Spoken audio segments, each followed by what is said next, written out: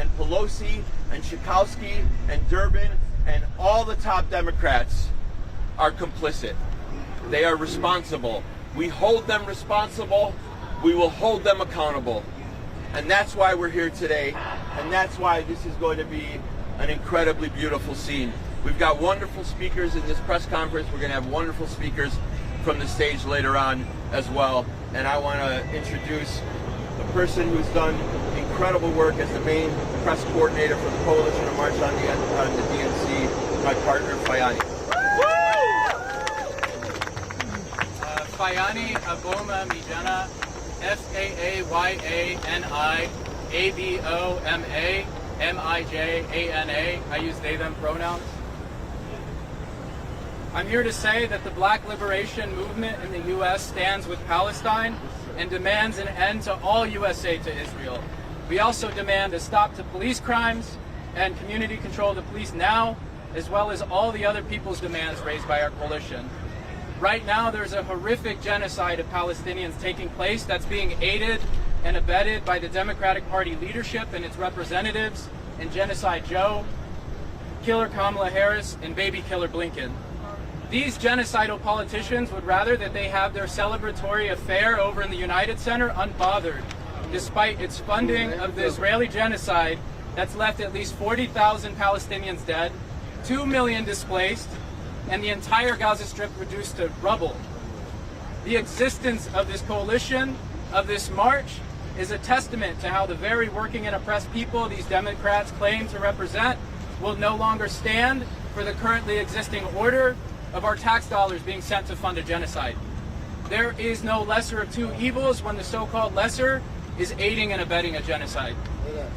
And then recall that the Democrats sailed into office in 2020 from the George Floyd uprisings, as working and oppressed people, and specifically black people, turned out historic numbers in rejection of Trump. And yet Biden and Kamala's promises of passing the George Floyd Justice and Policing Act never materialized. In fact, they only sent more money to police around the country to further brutalize us, while at the same time in 2023, police in the U.S. killed more people than ever. Say her name, Sonia Massey. Sonia Massey! Sonia Massey! Sonia Massey! Our experience tells us that if anything were to change in this country, the source of it won't be from within the Democratic Party. It won't be because they suddenly had a conscience.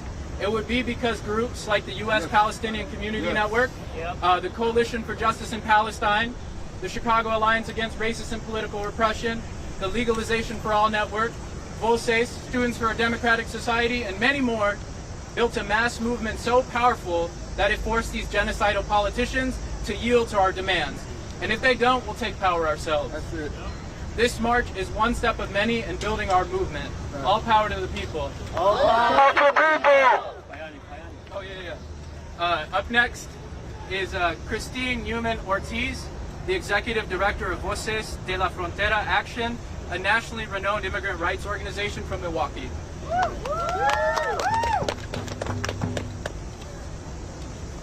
Christine Newman Ortiz, Executive Director of Voces de la Frontera Action, CHRISTINEUMANN-ORTIZ, pronouns she, ella.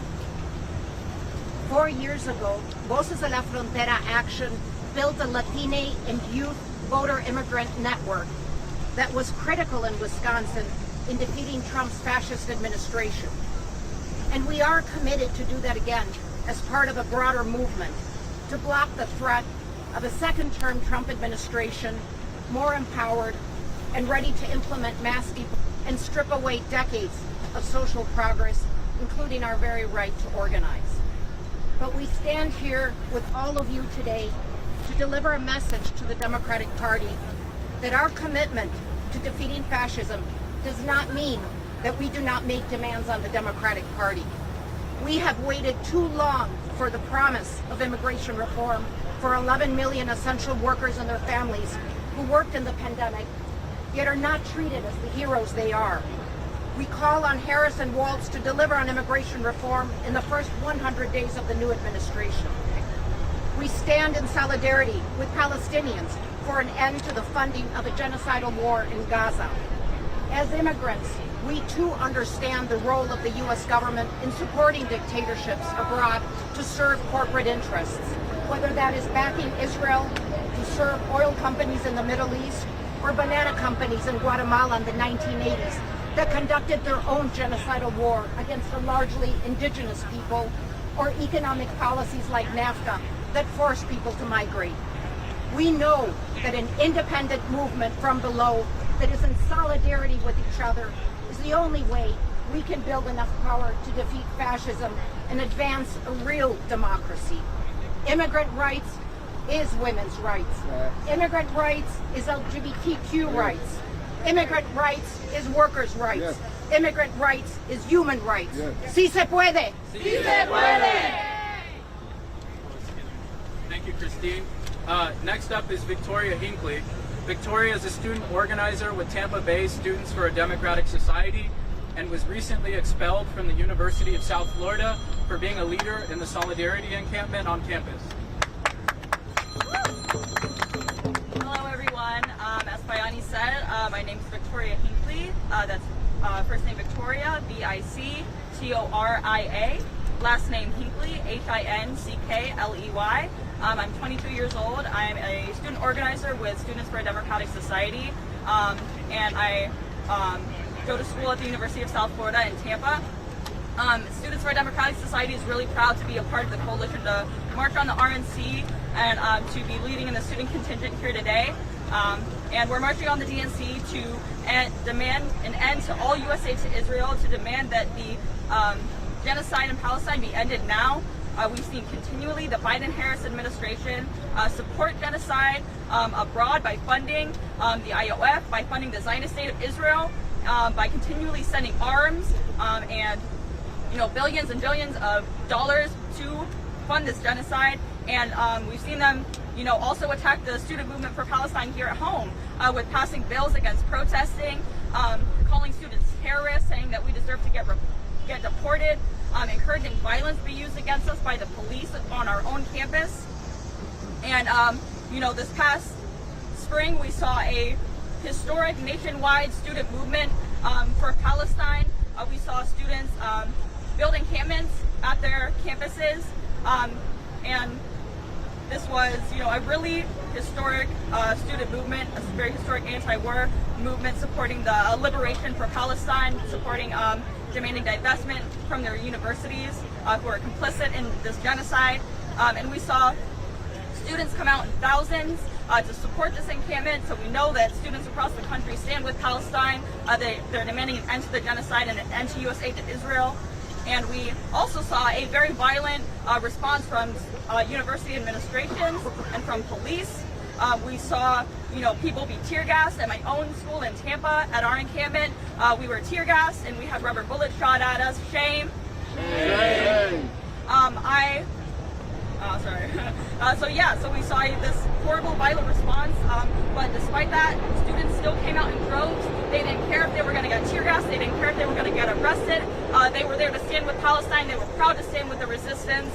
And after that encampment movement, we saw horrible political repression take place in the forms of attacks on the student movement. In my own chapter, we had my fellow SDSer Joseph Shari was suspended for leading the encampment that day at the University of South Florida, and he's an international student, so they're now threatening him with deportation. Shame. Shame. And I myself was expelled from the University of South Florida for standing with Palestine, for being active in my encampment movement, even though I was a single assignment away from graduating, from walking across the stage in my graduation ceremony. Shame. Shame. And Students for a Democratic Society has launched our national campaign to demand that our universities not get away with punishing students for being pro-Palestine. We're going to be calling in August 26th to August 30th to demand that students not be expelled, and demanding that our movements stop being attacked. And come fall, we're going to hit the ground running, ready to defend student protests for Palestine and continuing to demand divestment. We refuse to let our universities get away with funding a genocide in our name. Disclose, divest, we will not stop, we will not rest. Disclose, divest, we will not stop, we will not rest. Disclose, divest. Thank you. We will not stop, we will not rest.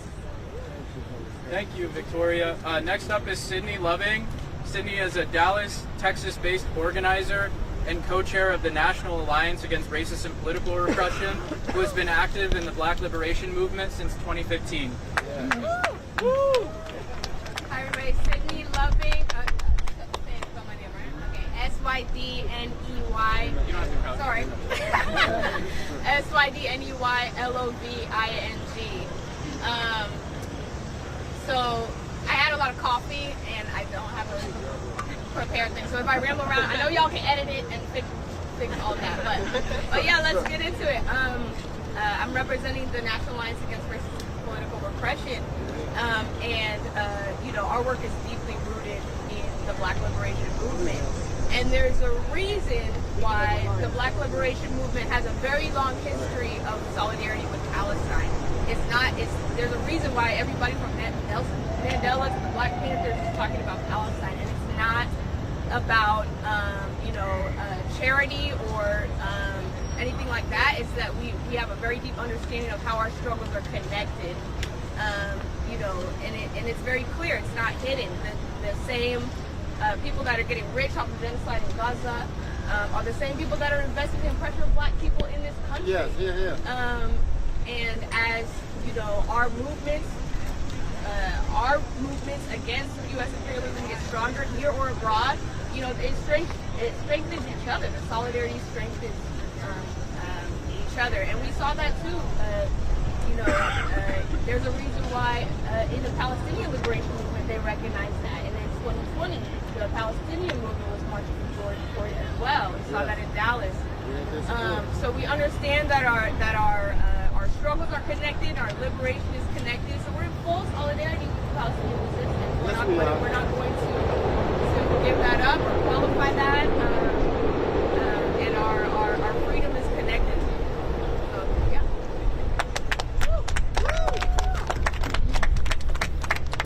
Thank you, Sydney. I'm honored to introduce this next speaker, who's a very, very close friend of mine.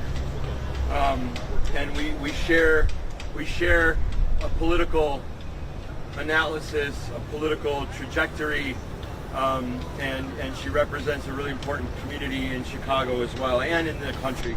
In-hae Choi is the former executive director of the Hana Center, a Korean organization that combines social services and community organizing to promote social change. She's also a nationally known immigrant rights and Asian community leader. Please welcome In-hae Choi. Good morning. So my name is In-hae Choi, I-N-H-E-C-H-O-I. And I'm with the Hana Center, as Hatem said. We are a community-based organization that works with Korean, Asian American, and multi-ethnic immigrant communities to rebuild power toward advancing human rights. I'm also here with the National Korean American Service and Education Consortium, NAKASEC Action Fund, where we try to improve the policies that improve human rights, immigrant rights, and civil rights. And so we're here today with two purposes.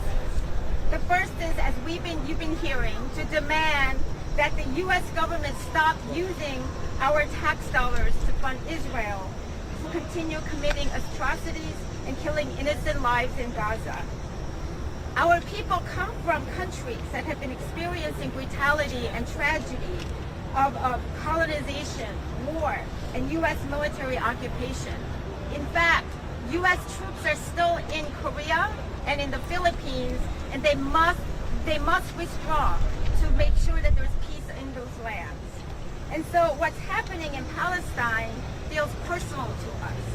And so we stand with millions of other Americans who are not here today, but all over the country today and this week, to say that we demand that our own government, that actually has the power to stop genocide in Gaza, actually stop it immediately.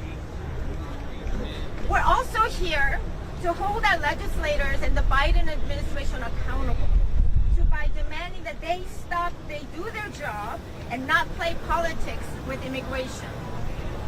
They make promises, as we all know, and once they get in, they don't do their job. And in fact, they make it worse. We all know that. It's broken record, but it keeps happening, right? So, in fact, we all know that this country cannot function without immigrants. A recent study was released by the Taxation and Immigration Policy that found that in just 1 year, undocumented immigrants contributed 96.7, almost $100 billion in taxes to the federal, state, and local governments. So actually, America cannot afford to lose immigrants. Politicians know very well about taxation and representation. So to them, we're here to say that we're not paying you to be all fancy and boastful and joyous among yourselves inside the convention or outside the convention. We are here to say, do your job, make policies that protect and support immigrants and all other marginalized communities as well. And finally, we really urge the city of Chicago to grant us a 2.1-mile route that we need. Let's make different history. That in 2024, the city of Chicago supported and facilitated a safe and peaceful demonstration at DNC. There's still time. Thank you. Thank you, Inhe. 2.4 miles. The last speaker before I take questions is Omar Yunus. He's a co-founder and leader of Jasur, an Arab and Palestinian youth organizing project in the southwest suburbs. And Jasur has played a lead role in all of the local-led protests since October in Chicago. Please welcome Omar Yunus. Assalamu alaikum, guys. Omar Yunus, O-M-A-R-Y-O-U-N-E-S. Co-founder of Jasur, that's spelled J-I-S-O-O-R. I also had a lot of coffee, so bear with me. Last week, the Biden-Harris administration approved another $20 billion in weapons sales to Israel. A state guilty of killing over 40,000 Palestinian civilians.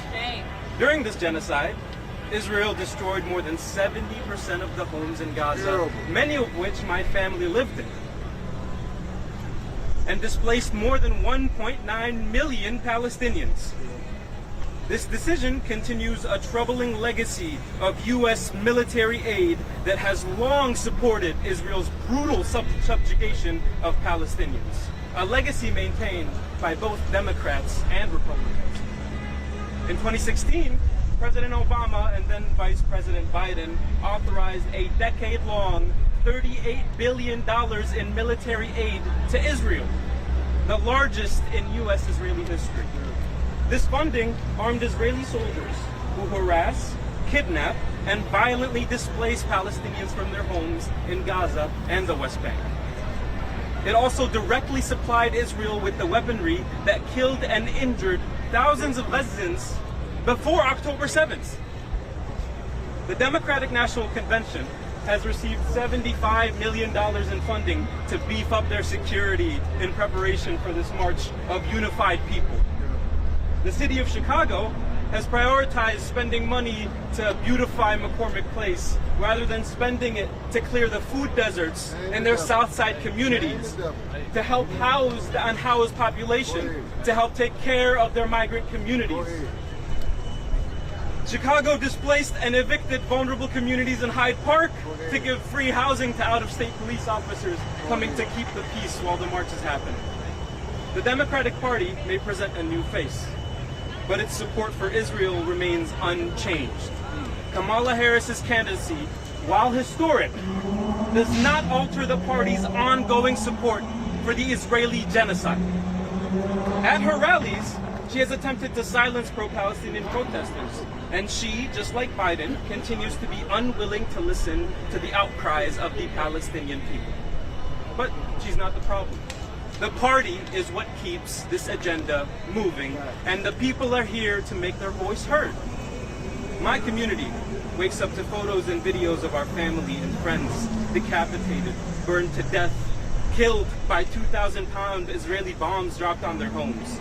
This pain is what drives the people of Chicago out into the streets in the thousands every single weekend. Residents of Pilsen and Bridgeport and other wards came out in the hundreds to lobby their aldermen to get them to vote for the ceasefire resolution. Hundreds of students came out, spending days at their university campuses. People of all backgrounds, Black, Latino, and every single color you can imagine, out there to support the Palestinian people and demand better for our people. Our message is clear.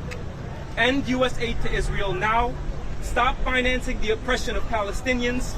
And this demand alone can decisively save 2 million Palestinians still trapped in Gaza. That's why we're here today. Thank you, Armand. Before I take questions, I just want to lay out the week one more time for everybody.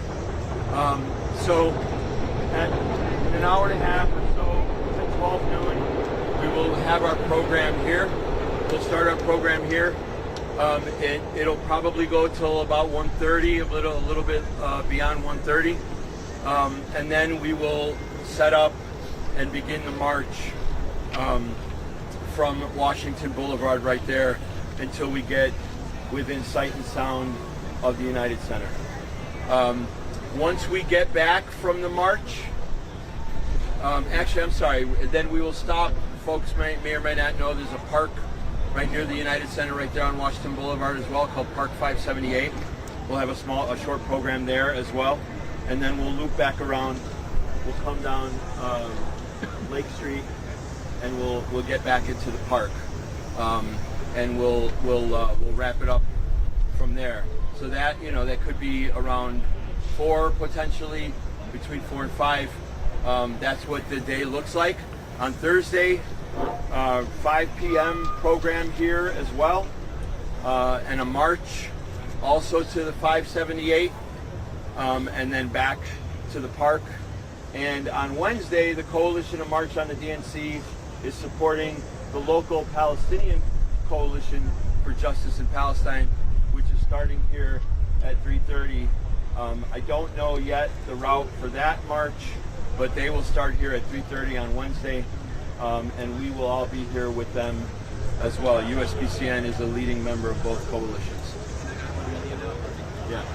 One media note is there is a live stream, and if your team needs footage, you can use the footage from the live stream. Give credit to the Coalition to March on the DNC. It's on the website. Thank you, Fan. So yeah, now I'll take questions. Did you the route? I've been organizing this for a while. Was there any more people here you think that Biden was still nominating? Has that changed the crowd size that you're getting? Not no longer be in it? Yeah, I mean, we won't know that for a couple more hours, but we still think there's going to be thousands of people here, maybe tens of thousands throughout the week. We made it very clear from the very beginning that there is no difference. Kamala Harris is part of this administration, and not only is she part of the administration, she is part and parcel of and in lockstep with 75 years of U.S. policies in relation to Palestine and the Arab world. So, we said from day one, nothing's changing. All full steam ahead for our coalition and our mobilization. Kamala Harris named the liaison. In the Middle East and reportedly near a finish line. Will that change the message of the coalition march on the DNC if that is reached? Do you see that as a positive step forward or a win, perhaps? So I think we have to correct ourselves and maybe, do a little bit more research about what's reportedly close to a ceasefire. The Palestinian Unified Resistance has been saying for weeks that we're not close to a ceasefire because Netanyahu is continuing to move the goalposts. Every time, July 2nd, the Palestinian Unified Resistance was ready to make the deal. The deal of the exchange of Palestinian political prisoners for Israeli detainees, the deal that Israel would have to withdraw from the entirety of Gaza, the deal that the genocide would end and Israel would leave all of the crossings and all of the borders.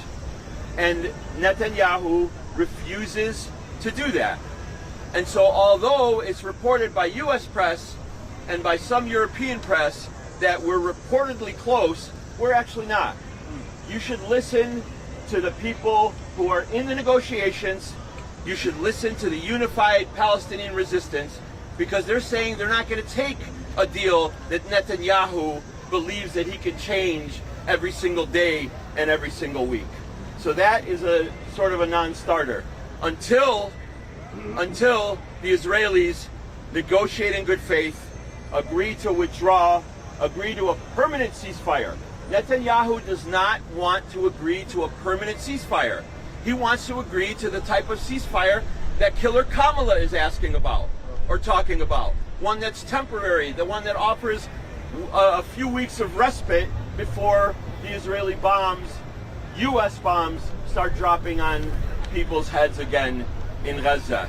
That's unacceptable. The Palestinian resistance is not close to a ceasefire, and so it doesn't matter what US press and Western European press is reporting. Molly. Just an update on the protest route, because y'all have been negotiating with the city. Are we still with the 1.1 mile route turning at Maypole and Hermitage?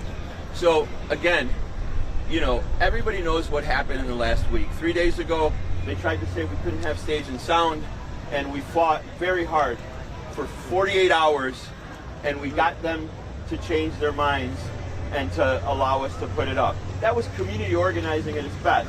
That was the community organizing of Christine's organization and Inhe's organization and Students for a Democratic Society and SJPs and all of the 290 or so organizations that make up the coalition of March on the DNC. And that's what we know. That's what we do. And we're not going to stop until we step off the stage to get that 2.4 miles that we need to accommodate the protesters here today. Do you have an opinion on the fact that Kamala Harris named a liaison, a special person to liaise with the Arab American community, and about the uncommitted delegates that will be in the United States? What would you like to see? Yeah, there's always a liaison with the Arab community, just like there's a liaison with the black community and a liaison with the immigrant community and a liaison with all the other communities. Have those liaisons truly been able to make any substantial, legitimate changes for people on the ground, working people, marginalized people on the ground? At least in the Arab context, they haven't. I don't know that much about this person. I would have to learn more before I would be able to give a statement like that. The uncommitted folks are people that we know. That movement of uncommitted and uninstructed in Wisconsin, uncommitted in Minnesota, and in Michigan, in Illinois, we don't have an uncommitted choice. So the community here decided to do a campaign to write in Gaza instead of voting for Biden in the primaries. 700,000 people altogether who traditionally and historically vote Democrat did not vote for Biden in the primaries in that movement. So that is a substantial movement. I appreciate the fact that they're in there. They think that they could maybe make a change from within. That might not be the opinion of myself or a number of organizations that are part of this coalition, but inside outside strategy is not bad. Has your organization taken... Mayor Johnson has obviously now said that he thinks that what is happening in Gaza is genocidal. Do you think that is significant in any way of him finally saying it? Do you think it would make a difference in maybe the city allowing a longer row? I don't know about that, but what I do know is that he has been in the front of this issue from day one. Let's acknowledge when we have a different day in the city of Chicago. I told Inhe and I've told other people, I would have been much more happy in the last 2 months if Rahm Emanuel was mayor, because we would have went on an absolute attack against him personally as a Zionist supporter of Israel. But we're in a city in which we have a mayor who says, I am from the movement. A mayor who says, I am an organizer. A mayor who says that people have the right to protest and express their First Amendment rights. We all respect that. We also have a mayor that we sat in the city council with who broke the tie for the ceasefire resolution in Chicago, the largest city in the country, to pass that resolution. It was the mayor who broke the tie. And now he goes and speaks to Mother Jones and he calls it a genocide. And he says to the world, we can't be ashamed to call it what it is. That is a powerful, powerful moment right now for the mayor of one of the biggest, strongest cities in the country, a Democratic Party stronghold as well, who says that. That's powerful. It means a lot. Just back to the rally route really quick, or the march route really quickly. What route are you encouraging people to walk today? Because I know you said yesterday that the number of people will dictate, kind of where they go, but where are you going to lead this group? We don't have to encourage anyone to go anywhere. We're organizing this march. We have lead banners, we have lead marchers, we have lead marshals. We will lead the march on the route that is agreed upon.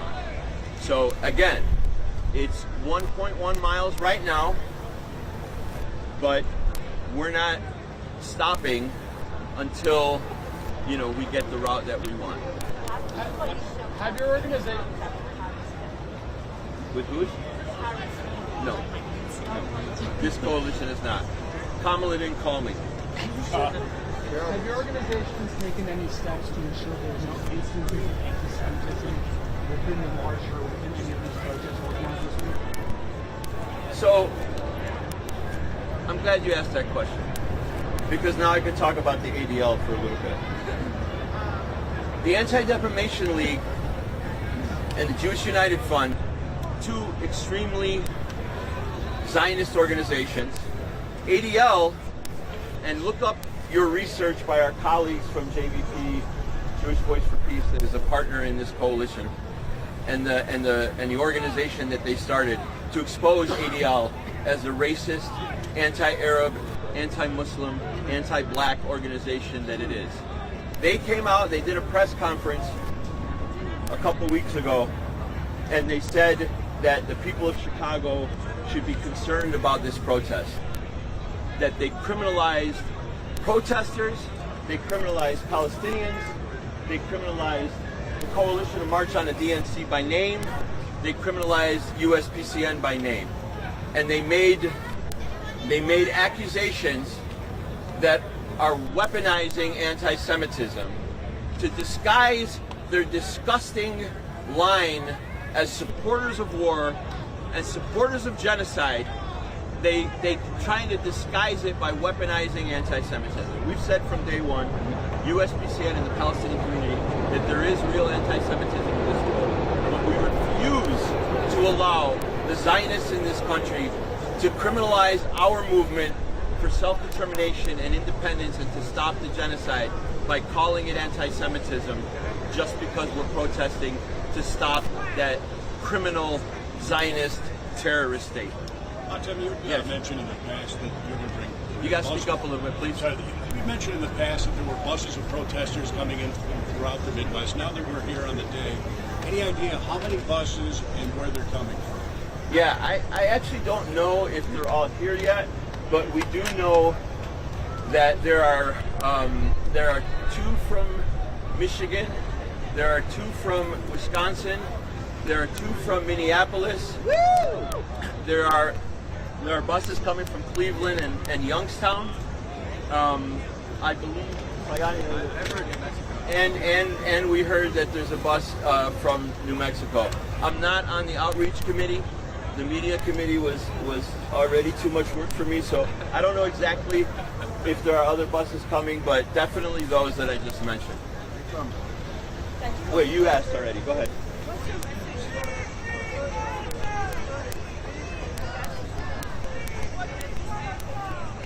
We don't, our coalition doesn't take a position on that.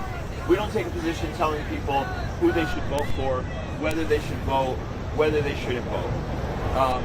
So that is not the purview of our coalition. In fact, the reason why we're out here and not, trying to, get into the convention and talk to delegates and all that there is because, we don't think that there is a lesser of two evils when it comes to Palestine and the Arab world.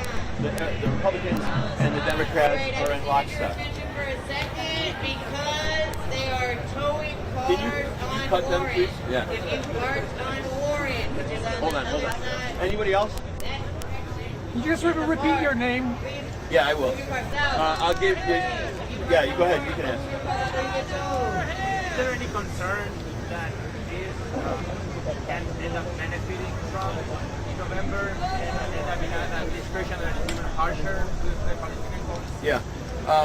I don't know how much more harsh it can get than what Ahmad has described, that his family in Gaza have had to deal with. I don't know how many more people could possibly be killed or injured or displaced by a different party. We will not take any responsibility if Kamala Harris loses the election. The responsibility is on Genocide Joe and on Kamala Harris and on that Democratic Party. If they lose this election to Trump, they are responsible only. Their policies around Palestine are responsible only and nobody else. So the U.S. government is complicit, as you say, in supporting Israeli genocide with tax dollars, $10 billion additional. Do you think that these government officials should themselves be prosecuted for war crimes in support of genocide? Yes, of course. I think a lot of government officials in Israel and the United States should be prosecuted for war crimes, yes. Hatem Abudayah, Hatemabudayah, for those that might have missed it. Yeah.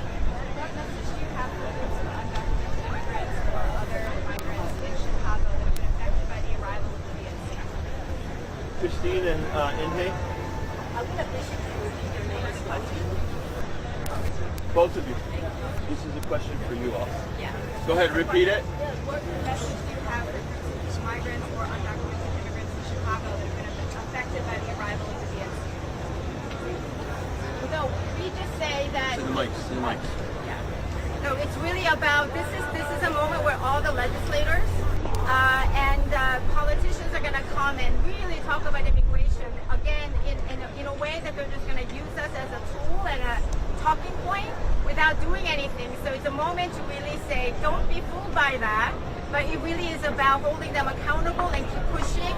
And that we need a pathway to citizenship for all $11 million undocumented people, because you just heard the report. The immigrants are really funding so much of what's happening in this country, so we really need that.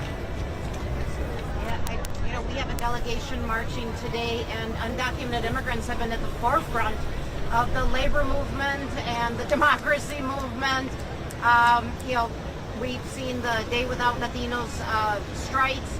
People are very courageous.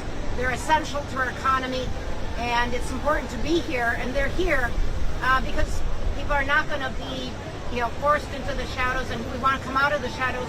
And we also want to stand in solidarity with others who are oppressed. So people are courageous, and that courage should be recognized by those who deserve to give them immigration reform. Back.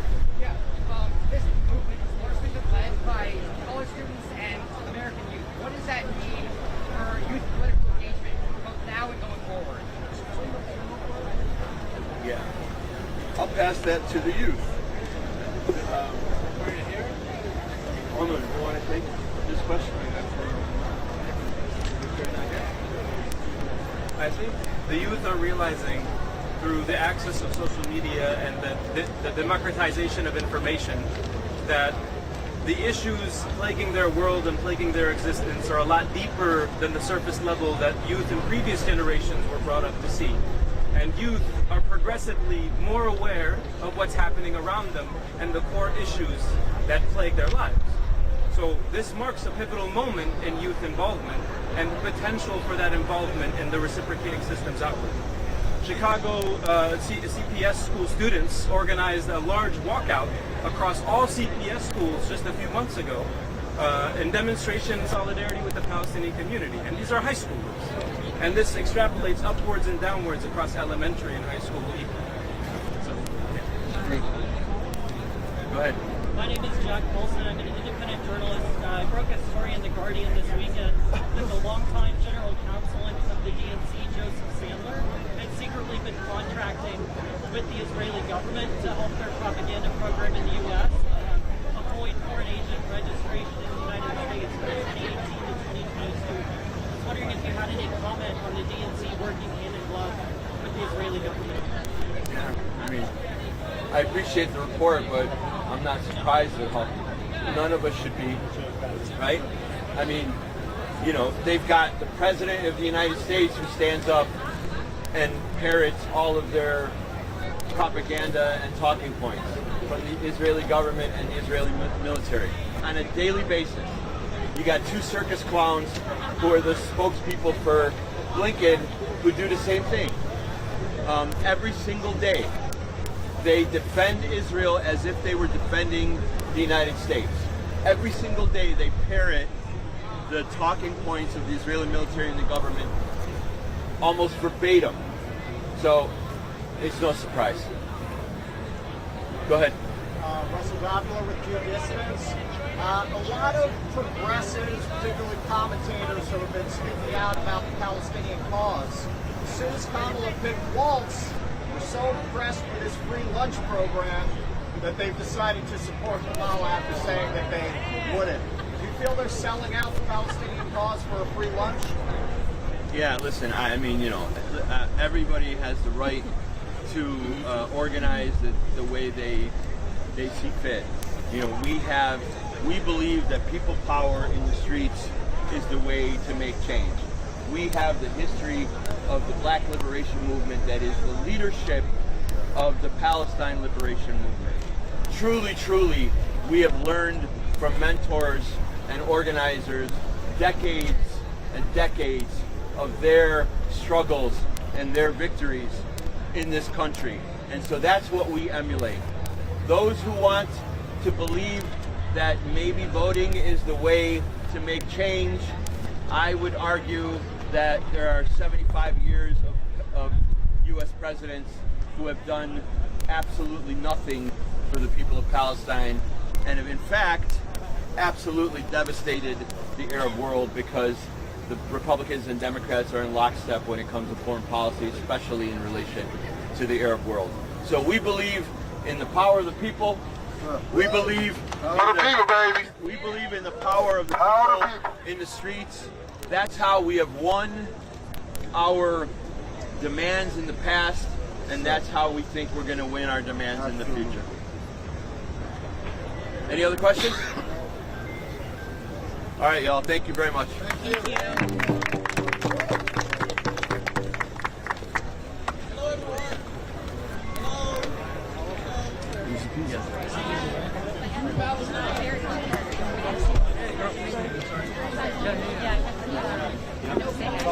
Oh, it's all good.